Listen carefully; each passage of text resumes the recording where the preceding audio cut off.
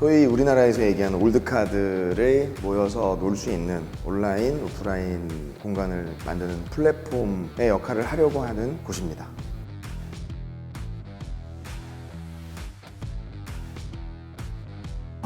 저는 원래 음악을 했습니다. 전문 세션맨으로 가수들의 공연과 그다음에 음반 참여를 했었고요. 음반 프로듀서 역할을 했었고 2년, 3년 전까지만 해도 대학 강의를 나갔었던 사람입니다. 한국에는 사실 좀 올드카들이 좀 불모진 것 같아요. 요즘 차보다 오래된 차들을 좀 좋아했었던 게 많아서 올드카를 좀 즐기고 있던 상황인데 모든 차종들이 네이버의 카페나 뭐 다음 카페나 그런 쪽에만 각자들의 모임, 각자들의 모델로만 이렇게 다들 모여서 모임을 하는 것 같더라고요. 물론 그 안에서도 정보를 얻을 수 있지만 그것들을 총망라할 수 있는 공식적으로 일을 하는 곳이 좀 없었던 것 같아요. 어떤 차를 보려면 구글링을 해야 되는 상황도 있고 구글링을 하다 보면 정보도 있을 수 있지만 또 한국에서 볼 수 없는 상황이 많고 그래서 클래식베이에서는 그런 것들을 좀 제공을 하자. 우리가 실질적으로 볼 수 없는 것들을 좀 제 주변이나 아니면 컨택을 해서 그런 자료들을 좀 모아서 사람들한테 보여줄 수 있는 곳. 그 다음에 사람들이 오래된 차들을 사고 팔고 할 때 좀 문제가 되는 부분들이 많아서 물론 오래된 차니까 문제가 없을 수 없어요. 신차가 아니잖아요. 그래서 이곳에 오면 그런 것들을 서로 편하게 사고 팔 수 있는 플랫폼을 만들려고 한 게 이제 시작이 된 거죠.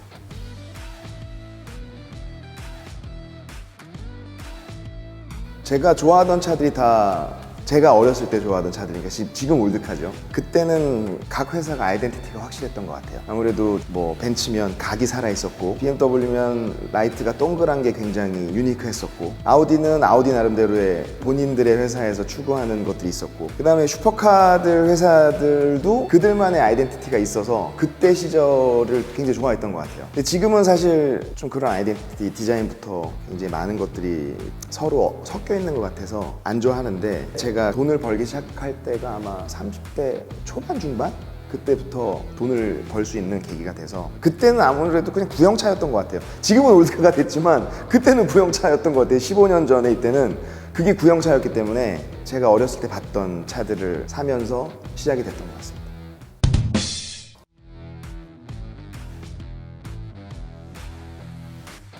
힘든 점 없습니다. 올드카는 맨 처음에 와 이쁘다 야 진짜 유니크한데 근데 사람들이 먼저 얘기하는 건 부품이 나오나요? 이거 수리하기가 어렵지 않나요? 제 차량 중에 제일 젊은 애가 12년 됐어요. 근데 뭐 그거 타고 부산도 왔다 갔다 했고 대구도 왔다 갔다 했고 그 다음에 30년 된 차 갖고 대구도 두세 번 왔다 갔다 했고 전혀 문제 없습니다. 뭐 사람들이 성능에 대해서 야 이거 어떻게 타지 막 이러는데 전혀 걱정 안 하셔도 되고 부품 수급 너무 자유롭고요. 고치는 거 너무 어렵게 생각 안 하셔도 돼요. 지금 신차가 사실은 더 이슈가 많지 옛날 차는 정말 기계거든요. 기계. 어려움이 없다라고 정확하게 얘기하고 싶습니다.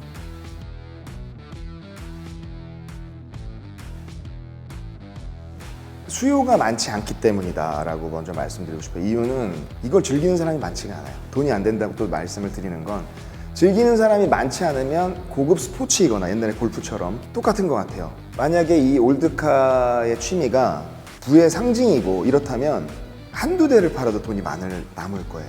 근데 실질적으로는 이 올드카를 즐기는 사람들이 다들 가정들이 있고 없는 돈을 꾸려서 하다 보니까 그럴 수도 있는 점이 있는데 다들 없으니까 처음에 그런 차를 탔던 것 같고 근데 지금은 제가 좋아하다 보니까 또 능력이 돼서 사게 된 것 같은데 아무래도 즐기는 사람들이 일반 소비자들이 그렇게 막 돈을 엄청 많이 쓰는 소비자들이 아니기 때문에 수익률이 그렇게 높지 않다. 왜 이 차가 이 가격이야? 이런 반문을 하시는 분이 더 많고 사실 맞거든요. 제 컬렉션 중에도 가격이 꽤 높은 차들이 있어요. 근데 차 가격을 제시를 하고 요즘 차들을 대비를 하면 폴쉐도 살 수 있거든요. 그렇다 보니까 차라리 밖에 나가서 인정받는 차를 사자. 이렇게 상황이 바뀌는 경우가 많은 것 같아요. 그래서 실질적으로 수익률이 날 수 있는 건 여유가 있는 사람들이 이걸 즐기면 수익률이 날 수 있는 게 굉장히 많겠지만 일반 사람들이기 때문에 수익을 엄청나게 내기는 쉽지 않다라는 좀 결론을 내렸거든요. 오래된 차들과 구하기 힘든 차들은 가격이 비싸고 이거에 보존 가치가 있다라고 생각을 하면 재테크의 문화가 또 될 수도 있는 거죠. 사실 저도 그렇거든요. 제가 갖고 있는 차들 다 가격들이 좀 오르고 있어요. 이제 선뜻 그거를 구입할 수 있는 사람들이 저희 나이 또래인 것 같아요. 그런데 이게 이제 올드카에 들어오는 인원들이 20대에서 30대다 보니까 사회 초년생이잖아요. 남자들은 또 군대 갔다 와야 되고 돈을 뭐 정말로 금수저 아닌 이상 쉽게 쓸 수 있는 게 아니기 때문에 그런 부분에서 좀 어려움이 있지 않나. 그래서 아마 올드카 시장은 돈이 안 된다 이런 얘기를 하는 것 같아요.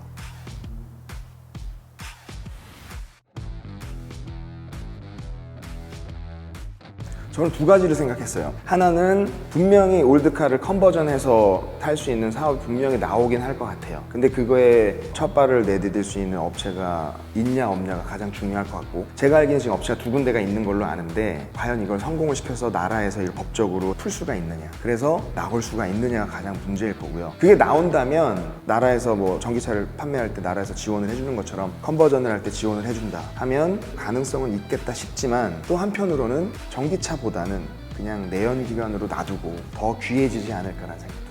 현재로서 보니까 한 30년 정도 된 차들은 배기오염이 좋지 않으니 타지 말라라고 문자가 와요. 제가 볼 땐 그런 규제가 좀 생기고 그러면 탈 수 있지 않을까.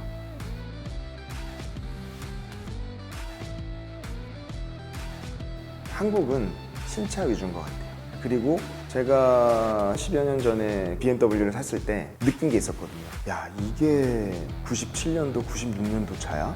이런 것들이 있었어요. 아무래도 자동차 역사가 짧잖아요, 우리나라가. 우리나라 사람들은 또 그런 차들을 보존하시는 분들도 계셨을 텐데 차의 수명이 너무 짧았던 것 같아요. 옛날에 와, 겉모습은 깨끗해, 가서 봤는데 다 녹슬, 밑에 다 녹이고, 그럼 결국에는 부식이 돼서 살릴 수가 없는 경우가 많기 때문에 지금의 어떻게든 차주들의 욕심에 의해서 살리는 경우가 있지만 보존이 잘 된 경우를 못 봤어요. 그럼 결국에는 폐차할 수밖에 없는.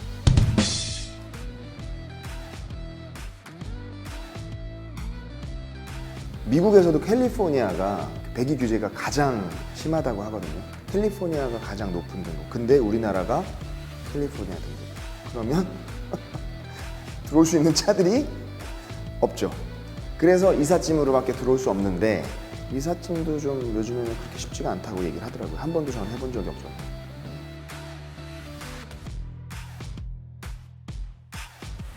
일본은 지금도 외국에서 차를 수입을 할 수가 있어요. 오래된 차를. 그런데 거기는 만약에 이 차가 70년대 차잖아요. 70년대 일본에서 했던 규제대로 검사를 하는 거예요. 이 배기가스에 대한 규제가 훨씬 현저하게 낮아지겠죠. 왜냐면 그때는 뭐 촉매나 이런 것들이 없었기 때문에 많이 낮아졌을 건데, 한국도 좀 그래야 되지 않을까. 사실 이게 어마어마하게 대수가 많은 차가 아니거든요. 이 한 대가 돌아다닌다고 해서 뭐 배기오염이 되거나 그러진 않은 거예요. 그렇다고 해서 모든 올드카들이 다 나와가지고 뽑는다고 해도 말도 안 되는 얘기지 않을까. 그리고 검사를 받을 때도 그때 배기 규제에 맞게 검사를 해서 그거보다 떨어진다는 문제가 되는 거겠죠. 그럼 환경오염이 되는 거고, 물론 옛날 차들은 당연히 지금보다 매연이 많이 나오고 뭐 이산화탄소나 배출가스나 이런 것들이 더 많겠지만 규제를 좀 완화를 해서 좀 풀어줘야 되지 않을까, 이런 생각을 합니다.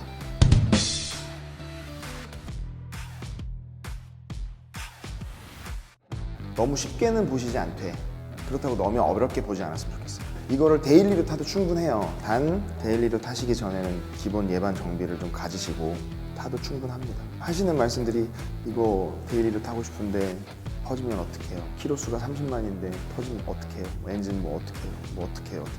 근데 저는 뭐 30만 넘게 탄 차도 많고 전국 다 돌아다녀도 아무 문제 없었거든요. 근데 그때는 지금처럼 이 올드카를 수리할 수 있고 막 할 수 있었던 미케닉이 많지 않았어요. 그다음에 유튜브라는 게 그때는 또 없었잖아요. 지금은 유튜브로도 그런 수리에 대한 정보를 너무나 많이 얻을 수 있기 때문에 충분히 할 수 있고, 너무 어려워하지 않았으면 좋겠다.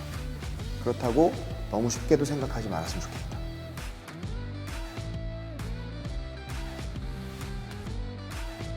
지금 현재 할 수 있는 일은 올드카를 접하고 싶은 사람들에게 그들이 갖고 있는 버짓에서 저희가 컨설팅을 해드리고 차를 구해서 어느 정도 급으로 만들어 드릴 수 있는 부분이 있을 것 같아요. 거기서 저희는 소정의 수수료를 좀 받아서 그 사람들의 버짓을 가지고 탈 수 있는 차를 제공해 줄 수 있는 그런 일들을 지금은 해드리고 있어요. 앞으로의 방향성은 옛날 이런 문화들을 다 모을 수 있는 회사로 좀 키우고 싶어요. 이거는 뭐 클래시컬한 건 아니지만 내장 관리도 돼 있고 할 수 있고 디테일링도 할 수 있고, 그 다음에 뭐 여기에서 관련된 어떤 모든 것들, 뭐 의류 사업이 될 수도 있고, 앞으로 펼쳐 나갈 수 있는 것들은 저는 많다고 생각을 하기 때문에 뭐 지켜봐 주시면 너무 감사할 것 같습니다.